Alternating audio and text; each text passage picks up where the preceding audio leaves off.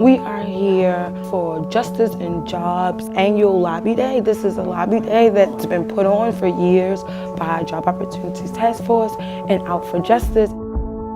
Out for Justice is a member-led organization made up of individuals who are directly impacted by the criminal justice system and family members and friends of those individuals impacted by the criminal justice system. No justice, no peace! No justice, no peace! Since 2012, JOTF and Out for Justice has partnered to bring the community to Annapolis, bring the community to our policymakers to urge support for legislative proposals that seek to improve conditions and outcomes for those individuals and families that have interacted with the criminal justice system.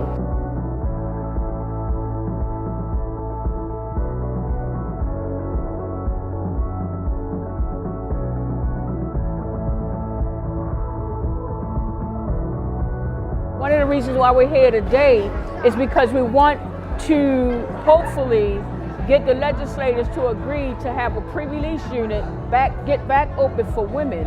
There is no pre-release units for women, and we realize that having a pre-release unit for women will help with the reentry process. It helps prepare women and girls when they come home from incarceration. Justice! Jobs and justice! Jobs for justice! Jobs and justice! Jobs for justice! This year represents the 50th anniversary of the assassination of Martin Luther King Jr. It was the March on Washington for Jobs and Justice. And here we are in 2018, still fighting for things like fair wages, still fighting for things like ensure that we have equal access to employment opportunities, educational opportunities, public assistance, all of these things, just because I interacted with the criminal justice system. Kill Bill! 122! What's important to us is making it crystal clear what the conditions are for our people, and then empowering them with the resources and the information so they can change the conditions themselves. We're supportive of all the work that JOTF and Out for Justice do, and we wanted to bring people out to support. We're not going to stand idly by while our neighbors are in pain and are continuing to be oppressed, really. It's important to know who your legislators are and what issues they represent. There are 830 women locked up in the state of Maryland. Only 1% go out to work release within the maximum security jail.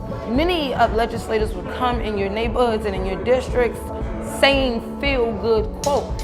But if you know what issues they bled on in the past, if you know their voting record, it makes you a more informed voter. It was a pleasure to meet you. Thank you so much, Victor. Thank you. Appreciate it. I'm calling to urge Delegate Corderman to oppose Senate Bill 122. And so these are individuals who walked around the halls of Annapolis and they met with their legislators. They dropped off literature to those offices. They ate in fellowship. They were able to see close up how it is here in Annapolis. I feel Out for Justice is a committed, dedicated group of individuals who know our criminal justice system, who want to make it possible for other ex-offenders to lead productive lives and to become contributing members of the community. There are absolutely problems in Baltimore City that need to be fixed with the crime outbreak and everything, but that starts with giving people resources and opportunities and not with locking people up.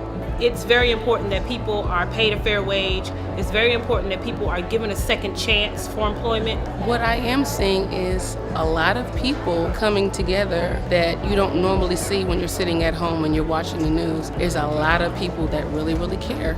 These are the people who are making decisions for you, and if you're not standing up for yourself, then like if laws will get passed or anything, you could have done something about it. That's why I think it's important to come here. If it's not you, who else? They don't want the hood in the Annapolis. Why not? The laws that's passed in the Annapolis is what affects the hood. Whenever things need to go to the streets and go to the community, Out for Justice will be there, you know.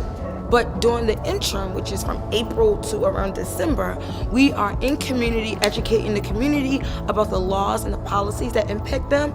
We are training our members around the legislative process. We do an all-night resource fair. We bring those resources that normally you would access during the day We bring those resources to different communities all night long. Organizations that came out and provided financial support for vital records and IDs, always registering individuals to vote and educating them about being civically involved. So I think a program such as this that's going to engage the community, getting information to people who normally wouldn't hear it, giving them more power than they normally would have, I thought that was crucial. When I was away, we would talk about it, but there's no legislation in place. It gives voice to an otherwise voiceless population. Out for Justice is able to move things around and impact legislation around the impacted community. Because again, otherwise, the voice goes unheard. Having an organization like Out for Justice is excellent because it means it gives a platform to people who would otherwise not have one. And the same for Job Opportunities Task Force, providing those kinds of opportunities to people who are marginalized and not seen as advocates or tools for liberation in the society. Giving them a platform to really advocate for themselves is important and essential to move us into the future.